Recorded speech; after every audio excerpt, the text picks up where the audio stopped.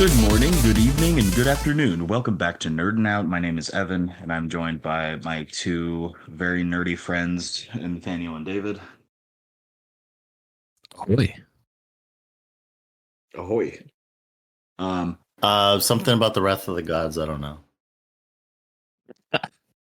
Why? Why Wrath of the Gods? I don't understand. Why can't it be the love of the gods? Well, that's only one of them. Yeah, it's just Yeah, and even that's debatable. boy Zeus. Yeah. I was talking about. I was not thinking about Zeus. I was talking about Aphrodite. Oh, That's what I understood too. Zeus is. Okay. I don't know if I'd call that love. Maybe loving. I mean, I understand. I understand why people fall for him with a voice like that. Anyway, so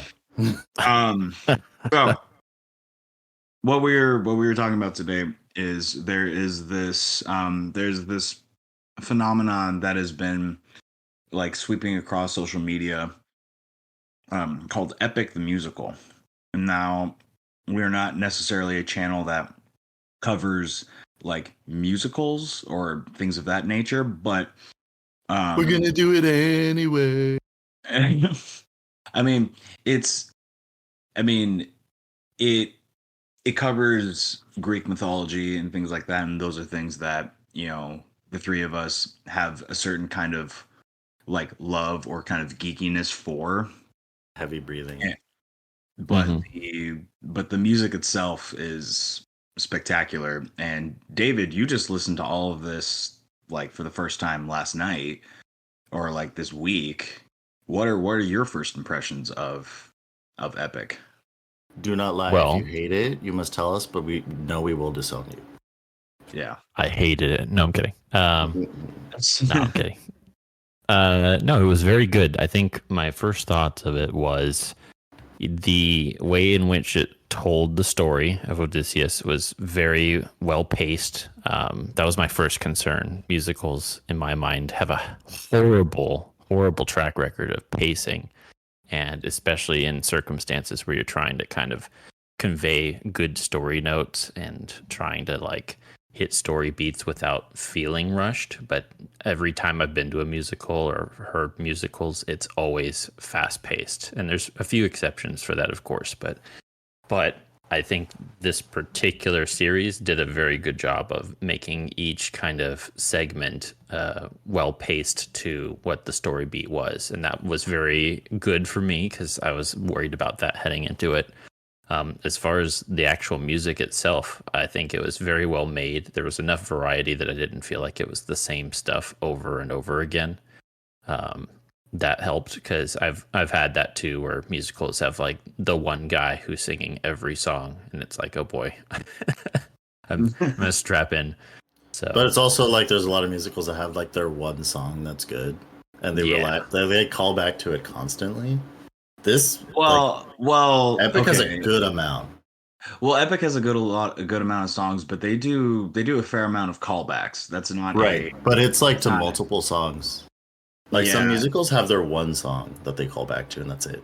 That is fair. This one has each song, but then they all can like bleed and melt together and like reference other songs seamlessly in later songs. Like the I'm Just a Man like bar from the second song and like the very first like album that gets referenced like in almost every song afterwards, and it's like arguably like the core theme. It never feels out of place, and every time you hear it, it's just like it's like it adds that extra gut punch in that moment to whatever is going on.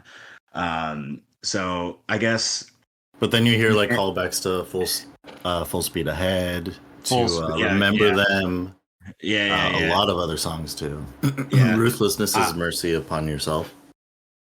Oh gosh. Like, okay, so I guess Nathaniel, if you could give a brief synopsis of the story that is being told up to right now, like how far into Odysseus's story are we? So I'm kind of what's the word? I'm not as as you're not I don't as I don't you're remember not as like the Odyssey as well as I like. It's been a while since I read through it. That's okay, but I Yeah, just but mean currently, in terms, so yeah, in yeah, terms I of this mean, musical, yeah. yeah, so Odysseus um is on this journey with 600 men. Um and I believe he had a chance to go home in the beginning.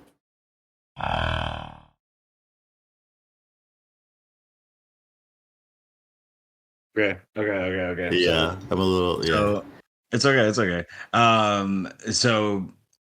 So it's split up into sagas. So the Troy saga is at the end of the Trojan War, where the Greeks used the Trojan horse to kind of invade and defeat the Trojans. Then it goes off into, full speed ahead and like them trying to get home, trying to find food to feed everybody, and then it ends with kind of a little bit of a backstory to Athena and the goddess of wisdom and war. Her kind of partnership slash like friendship with Odysseus. Then he goes into the Cyclops saga where they find food, they mistakenly kill a Cyclops' sheep. There's a fight that breaks out, and then they blind the Cyclops to escape, and Odysseus reveals his name, and Athena cuts off ties with him. Then you have the Ocean Saga, which is essentially Poseidon's wrath. Because if you don't know Greek mythology, the Cyclopses or Cyclopses, whatever the plural is, the Cyclops. I don't know. They are children of Poseidon. So when Odysseus blinded the Cyclops and revealed his name, the Cyclops told his dad essentially, and which leads to probably my favorite song I think in the entire lineup, Ruthlessness, because in that song Poseidon essentially says, if you would have just killed my son, none of this would have happened, but you let him live and you revealed your name. Like, how stupid are you, man? And so, and then Going leads Chad mode on him. Right, exactly. Then it leads to them escaping Circe's island, which is the witch that turns men into pigs. You meet Hermes, where Hermes helps Odysseus save his men, which I think wouldn't you like is I think my favorite song from the Circe saga. I think that's my favorite one. And then that leads to, and then she changes her mind and helps them evade Poseidon by sending them to the underworld to find this prophet that he will give them a way to get home. And he goes, nah, I don't got anything for you. And they go, what? And which leads to the Thunder Saga, which is the most recent one that came out. And Odysseus has kind of changed and resolved himself to become the cold-hearted monster that will lead them home. Mm-hmm. Because up to this point, he had been trying his best to maintain his humanity and spare, not kill, basically. Yeah, and spare and be merciful as he can. But he's like, okay, that's not going to work anymore. I have to be more ruthless. Because how many men had he lost at this point? He had lost. He went from 600 before the Cyclops. Then I think he lost probably a dozen in the Cyclops. He had 500 and something men. And then after Poseidon was done with him, he only had 43 left. Yeah. Mm. So his numbers dwindled quickly. So yeah. And then in the Thunder Saga, there's the Sirens, there's Scylla, which then Odysseus sacrifices some men to escape. There's a mutiny. Then they wind up on this island of Apollo, the sun god. where they kill one of his cows, which brings the wrath of Zeus. And that's kind of the end of the Thunder Saga, where Odysseus chooses himself over his men. Because he wants to go home to my wife. Yeah, Penelope. Penelope and Telemachus. Yeah. So that is the story as we have it. There's phenomenal summary. I mean, yeah, we're not even need to like do a summary of my like when I die in 500 years or whatever. If 500 years when you die, yeah, 100%. But yeah, so I guess that being said, and I kind of alluded to it a little bit in that synopsis. If you guys had to pick top 5 songs from what has been released so far, what would you guys pick? Oh man. So, I think Mutiny, Thunderbringer, those two peak, and the way they lead into, I mean, all of the Thunder Saga, like I feel like more than some of the other sagas, they all bleed into each other so well, not just like thematically and musically, but like story-wise, it's just like that perfect emotional punch. And maybe it's because of where they are in the timeline. Like there's so many emotional payoffs, so many thematic payoffs. Like the transformation of Odysseus is just so well done at that. Like it's that climax story-wise and musically that's so good. Mutiny and Thunderbringer, I would say Ruthlessness. Warrior of the Mind. Yeah, it's hard. David, what about you? What if you maybe top 5 is a little hard because you have remember to them. Like you have to you have to like sift through more of them. It's a lot. But if you had to pick like a top 3, I guess. Well, the first one that I actually like, I want a top 10. Say that's too many.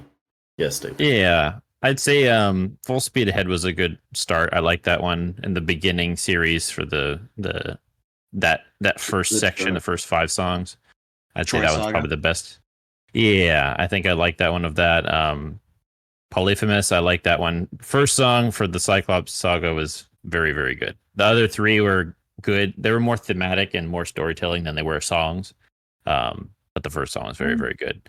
I liked that one. Let me see. I think the Ocean Saga was. Yeah, he did. He had a super deep voice, and that was kind of like. I think that's what was good of that. The beginning song kind of really introducing. It was a good surprise. You weren't expecting it because everything up to that point hadn't been that like modulated. I guess it's clear that his voice was pitched. Like that's not. Yeah, he came and he was like, "You got me." Well, I mean, I think they got someone. It's the other way. I think they got someone with a deep voice, and they're just like, it's like, yeah, we can pitch that down a little bit deeper. We can make that scarier, and they did for sure. Yeah, they slammed it to the basement of sound. But yeah, and then of the Ocean Saga, I would say Ruthlessness probably. That was probably the best of that group, and a good end stone of those songs as well.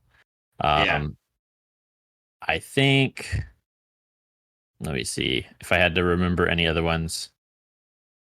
Monster was good, and yeah, Thunderbringer was probably the best at the end of it thus far. Yeah, and of the Odysseus saga, it's not even at the end of it, but yeah, it'd be interesting to see if they continued it, where they would go from here. Oftentimes, people just end with that. Like this is pretty much the majority of what is told from Odysseus's life, even though there is more to it because he returns to Ithaca, and there's more in the story of his life. There's more, but the more mythical stuff, this is kind of. I don't know how much more they're doing. Do you know?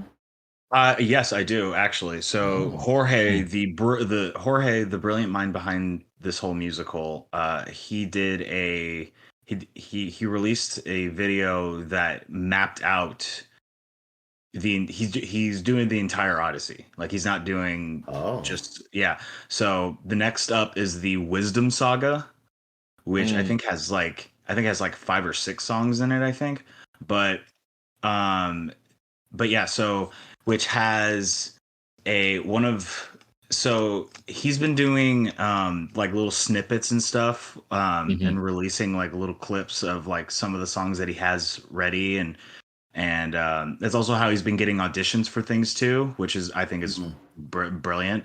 But I think they have everything recorded now, so I don't think that anyone can audition anymore. But he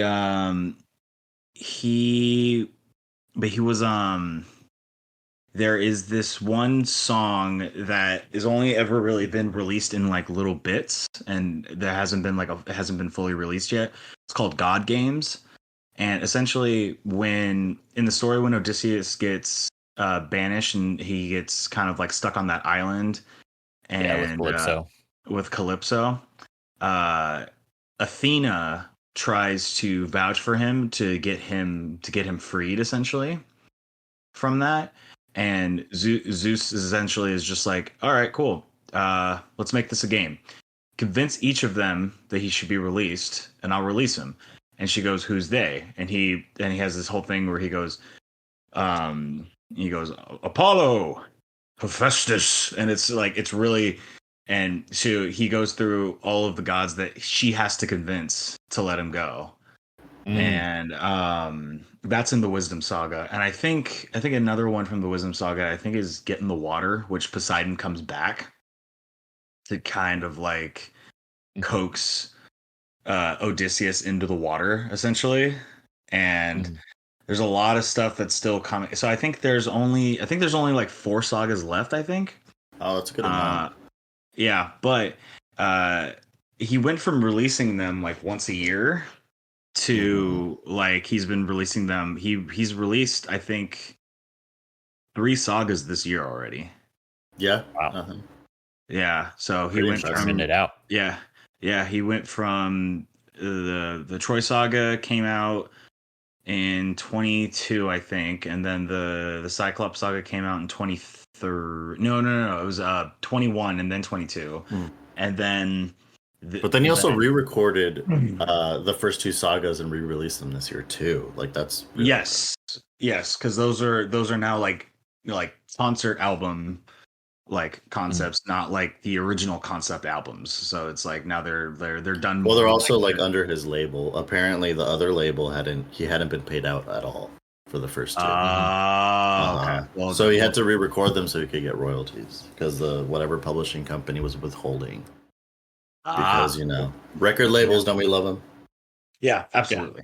Yeah. So, but yeah, and then the Ocean Saga came out Christmas of I think 2022 or 23, and then 3 sagas dropped this year.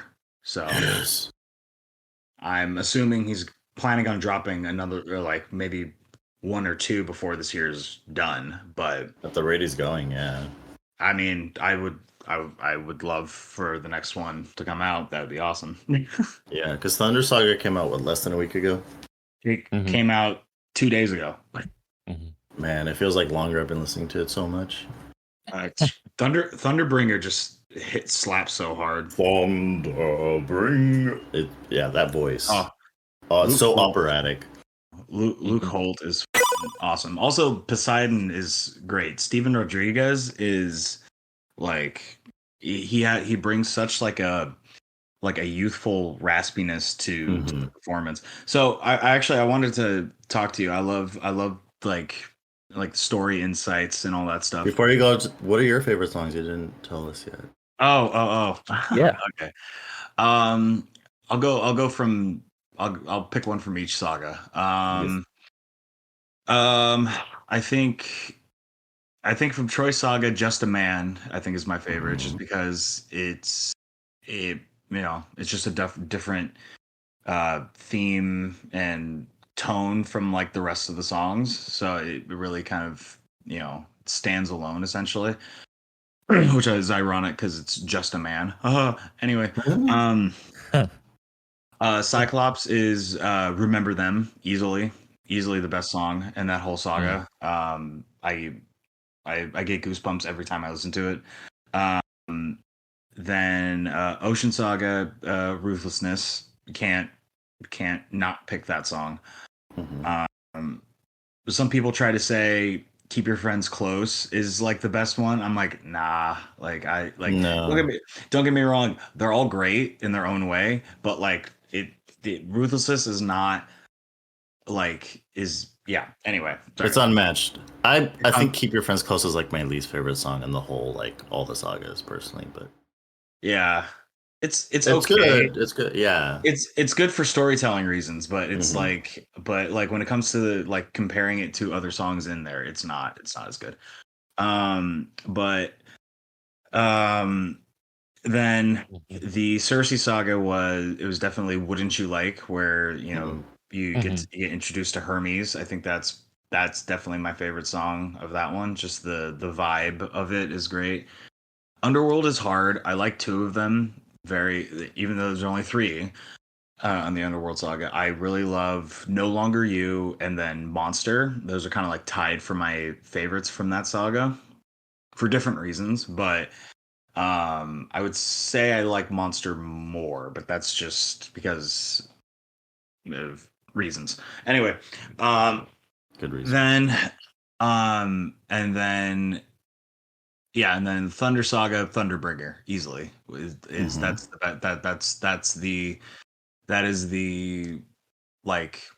cornerstone of this saga is Zeus's wrath, and it's like that's like like Dave was saying, like the culmination of like a bunch of bad stuff that's happened to Odysseus is just kind of crashing down on him at one point, and it's just this big emotional crescendo. And Luke Holt, he is Zeus. Like that's not like it's crazy to me, but yeah, he like casting on this was so immaculate. Yeah, and I like a lot of the like youthful like performances and like cadence that a lot of these singers have. And it's like a lot of times like Zeus is presented as like an old dude, and it's like, I get it, he's been alive thousands of years, but like the gods would probably have like a more youthful appearance and like presence to them, because I mean they can stay young, like they can just keep themselves that way. Why wouldn't they? They're so vain, like they'd want to. Right. So I like how it comes across in the music. Yeah, the crispness, and it also helps that it gives the character itself, you know, a differentiation. Because I think a lot of it too is when you're listening to it auditorily, you really need cues of like, okay, well, who's this new person? And before they even say who they are, you can kind of get an idea just based off of the way the character is played musically, and you know, the singing itself does a very good job of kind of encapsulating like the tone, especially in, you know, Thunder Saga, the very end song. Zeus ain't around. He's like, yeah, I'm pretty pissed. Yeah, even though that's usually what he is doing most of the time. True, but true.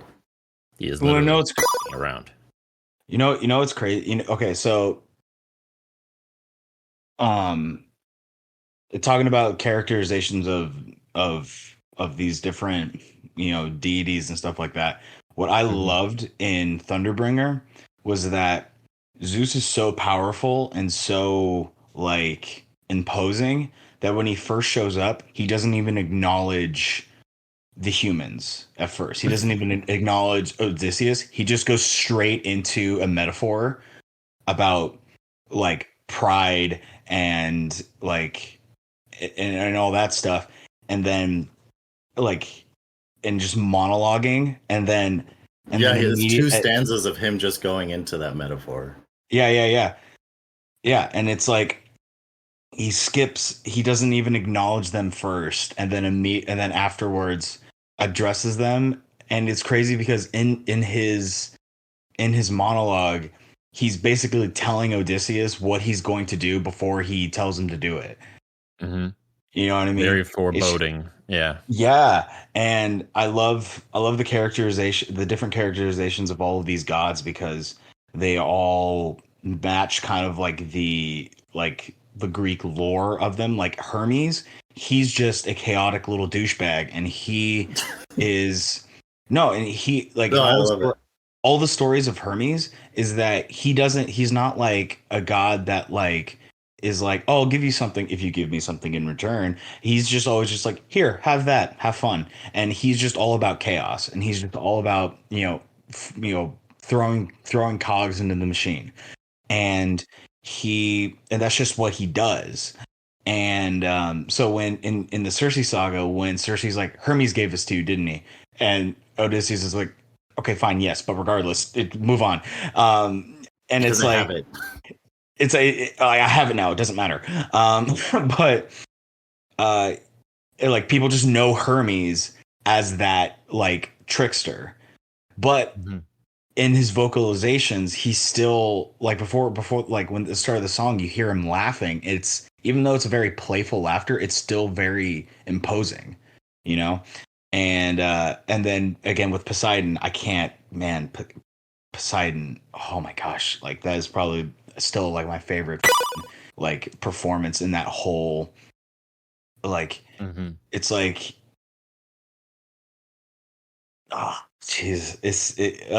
but what about the performance do you think really do you think it's just the tone, or like what are the it's the grit. It's the it sounds like he's had a bunch of salt water and like like there's salt in his voice. Yeah, it has that like grit to it, and it's so different from every other god's voice that we've heard has been clean, clear, and like has been, all that. Like Athena is very powerful, soft, but like has a lot of texture to it. And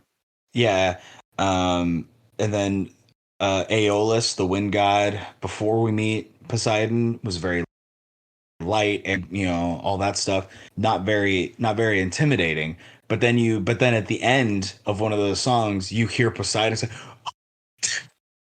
and it's like you're like, oh, and you like salt water because it's in the throat.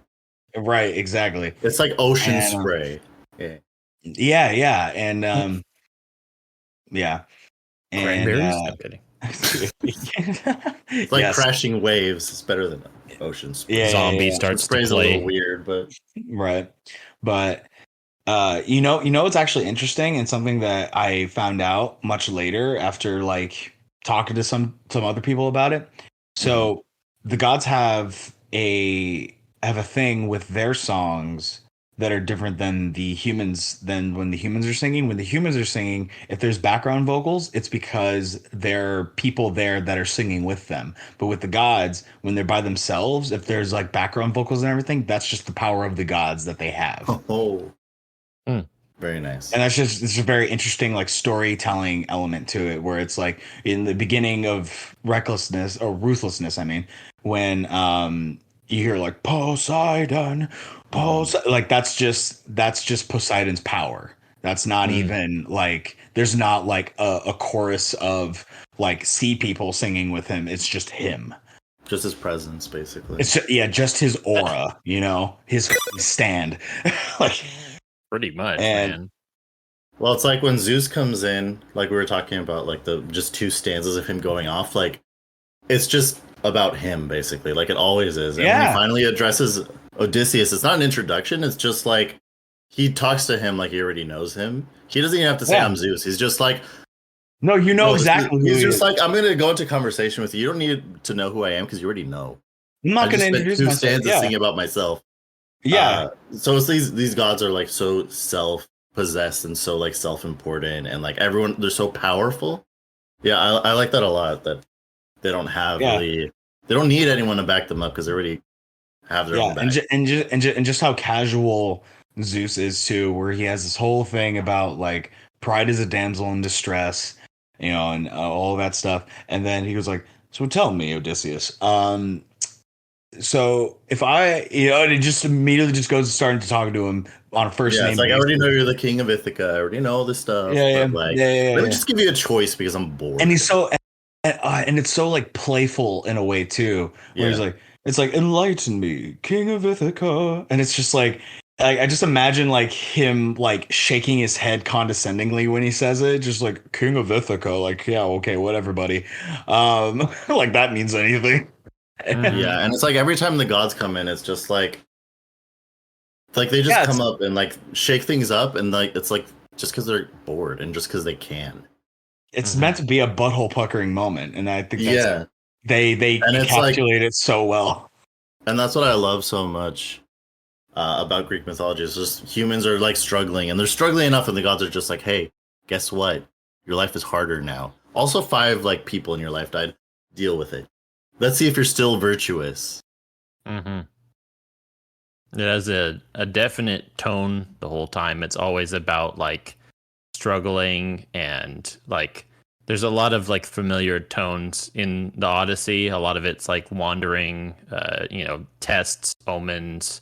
You have to like struggle with tradition, struggle with, whether or not you're going to have the homecoming that you're hoping for. The whole idea is he's just trying to get home. That's all he's trying to do is go and come back, and that's it. And this is the circumstance that he befalls him and his crew is just sucks. But 10 years of it plus. Yeah, well, and that's even the thing too, is this next section he's going to be doing. He's stuck on that island, I think, for like 2 years or something. So it's not going to be a fun time for Odysseus, because I think by the end of the book, his son is like 16 or 17, so he's been gone that long. Like it's pretty ridiculous how long he has had to suffer for just getting home. Like I remember I told a friend, you all know Preston. I was talking to him about the Odyssey a little bit a while ago, and he's never read it. I had the book, so I was like, I can lend it to you. He's like, nah. He's like, I'll read it in my own time. I'm just like, you could probably just watch it, but I'll probably just throw him this stuff because this is way more palatable. Yeah, he probably digested a lot. Yeah, and plus, I think stuff. Yeah, well, even still, I mean, they keep to the tone pretty well. I mean, there's things that they skip over, which is whatever, it doesn't matter. But I mean, thematically, everything it hits every story beat.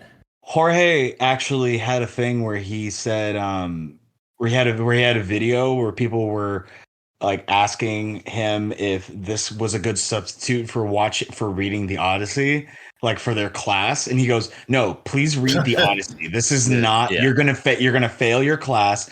This is a dramatic retelling. I skip a lot of stuff. You need just read the Odyssey, please." Yep. And that's the sad part. And what's cool about this is I just sent it in the chat, but there are a lot of animatics that YouTubers make of all of these songs to give you a better like visual representation. This is one I just sent you guys. That's an animatic for a segment of God games that that I think is in the Wisdom Saga. So that's coming out in the next album. So I'm super excited about that. But when we're done with this, you guys can click on that. Lightning intensifies. Oh yeah. And watch that. Right. It's only like a couple minutes, or if that. I think it's even shorter than that. I think it's only. Yeah, I'm definitely gonna consume that like one of them sheep. It's only a minute. It's only a minute and 10 seconds. It's really short, but and what's cool is that they have like segments of other things, of other ones where you can I'll just send them to you, but what is something that you guys expected from this that maybe like subverted your expectations, I guess?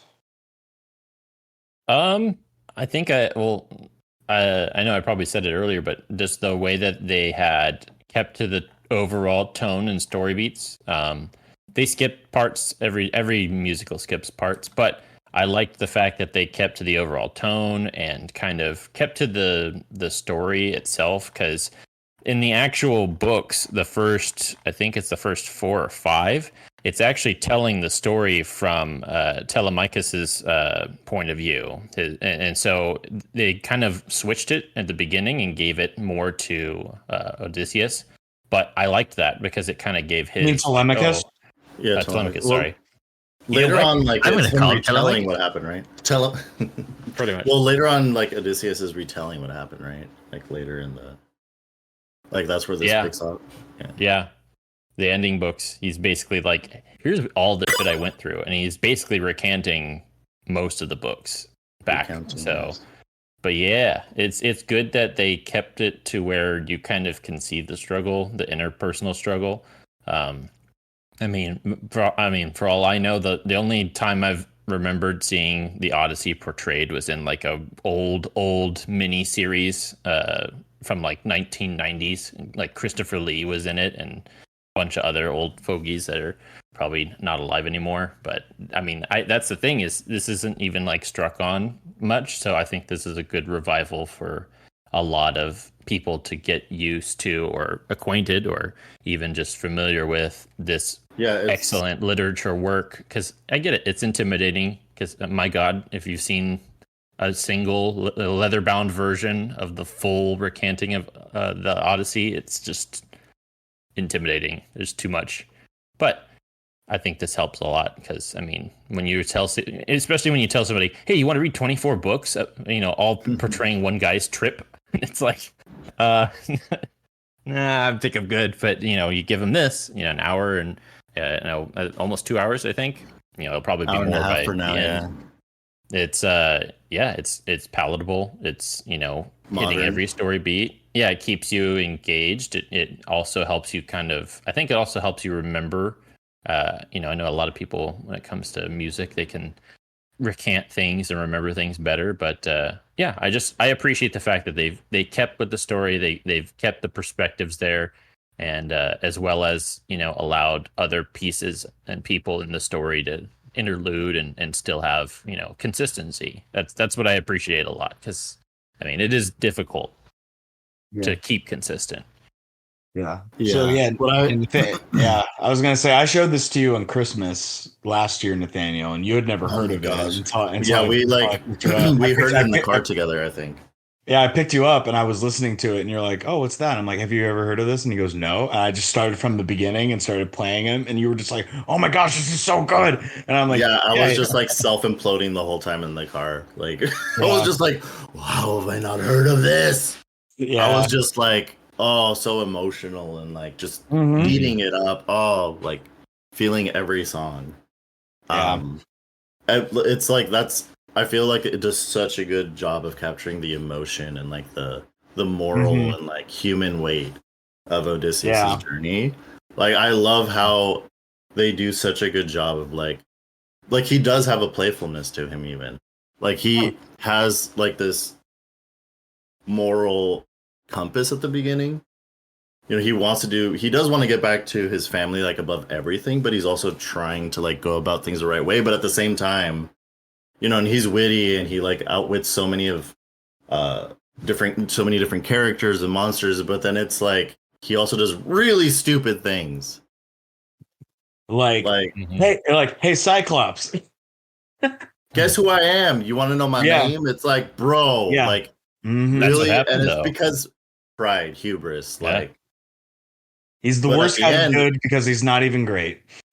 Oh, that's such a good line. But it's like, by the end, he's like kind of cast everything aside, but at the same time, he's kept his core, like, core, I guess, drive.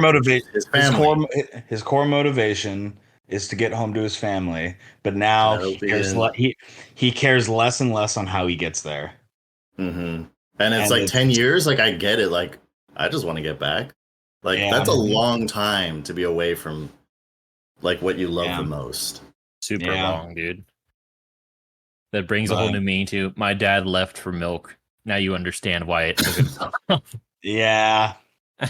It is definitely up there with like some of like my favorite pieces of media, and to bring it back to D&D, it like these songs give me a lot of inspiration for running my games and for like story points, and also just like themes and like feelings that I'm trying to invoke and things like that. So it's an interesting, the timelessness of like the Odyssey and the Iliad and all these like great epics. Yeah, but With that being said, you can find this particular piece of media on pretty much anywhere you can find music now, on like Apple, on Spotify, and I highly recommend giving it a listen. Jorge and his crew have done such a good job, so definitely give them the attention and the support they deserve, because this is a unprecedented like form of like music, or like musical, that's being released right now, that I don't think we'll ever really see again. And I'm surprised they haven't done this before. Like, it's pretty crazy. This is a musical event that's going to be talked about for years to come. So be a part of history and enjoy it while it's fresh. Mm-hmm.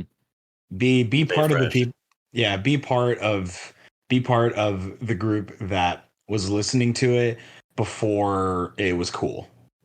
Because I still think we're in that window where not a lot of people know about it yet.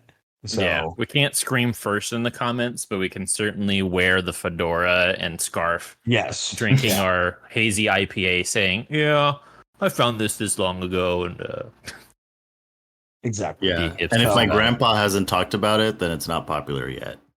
Exactly. I mean, he has been dead for 40 years, but that's besides the point. Oh, okay. I mean, well, I'm sure he would think the Odyssey is popular. Yeah, probably. I mean, that's hundreds of years after. Yeah. Yeah. Anyway, thank you so much for listening.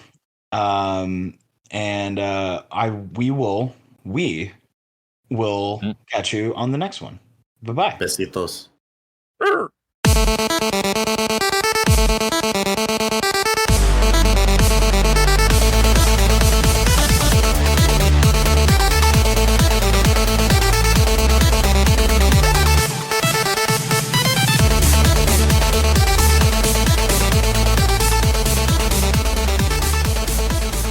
But like, also I've noticed with dating specifically, like, people have this expectation, like in real life, that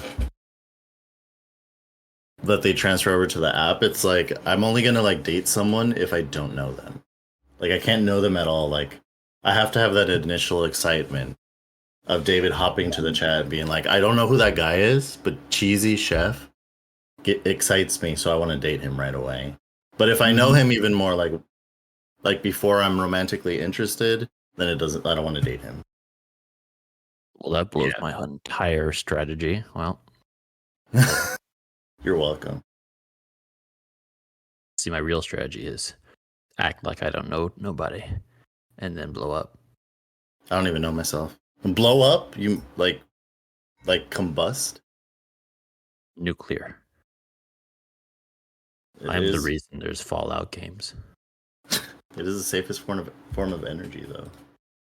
It's not true.